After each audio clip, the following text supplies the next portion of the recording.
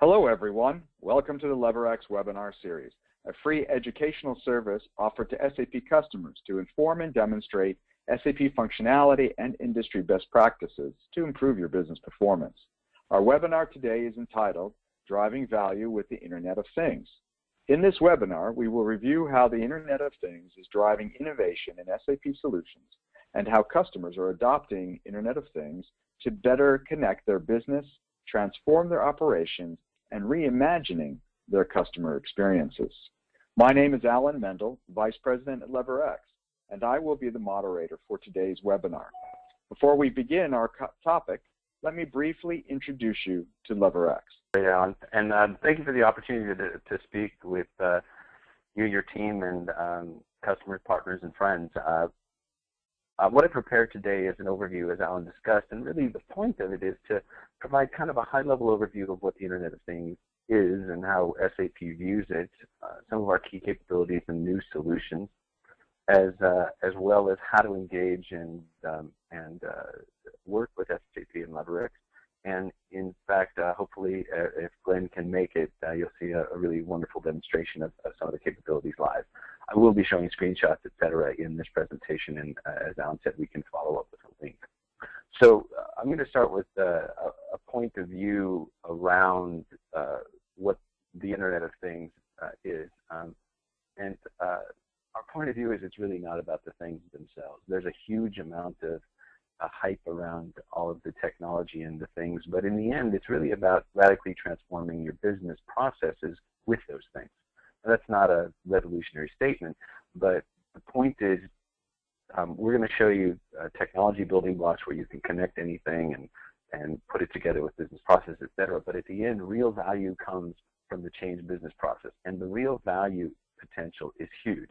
I'll walk you through sort of a quick history and then some value propositions. So the Internet of Things really coming from the Internet of Content and then the social Internet, where by the end of the decade, experts believe there'll be almost everybody on the planet connected via at least mobile phones, to connected devices by the end of the decade could be up to 75 billion devices. So 10x roughly the number of people.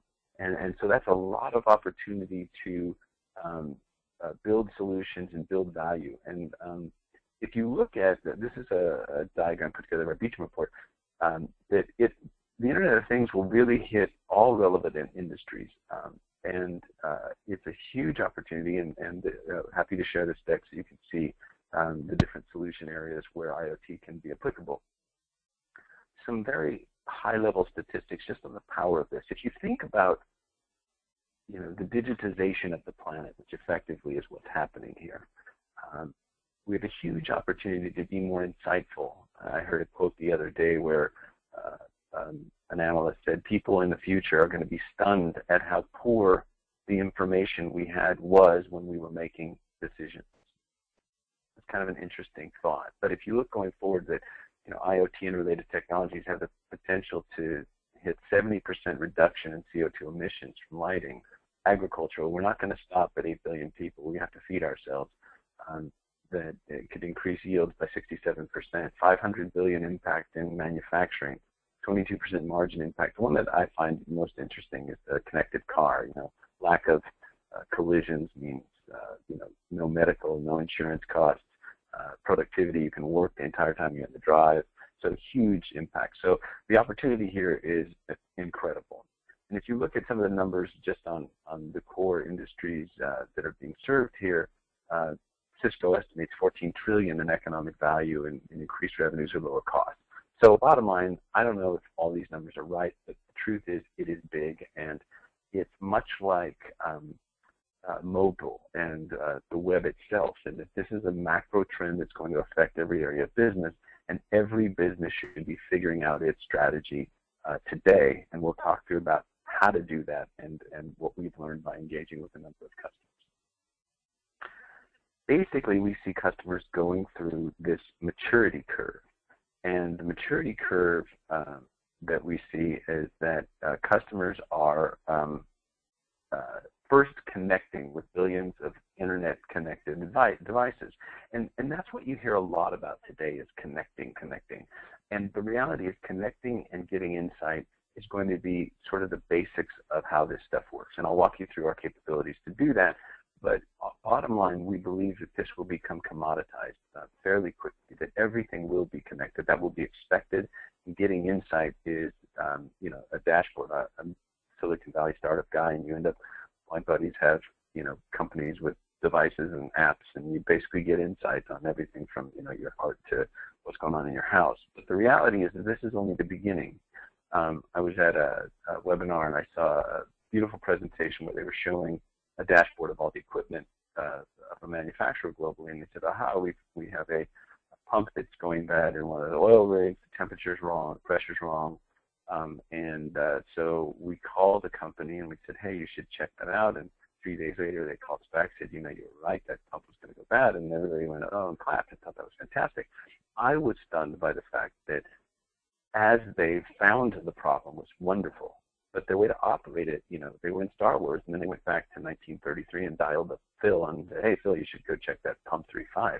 So their way to operate the change was very, very rudimentary. And that's where the second phase of maturity comes in. That's really transforming the way you make decisions, take action, and operate.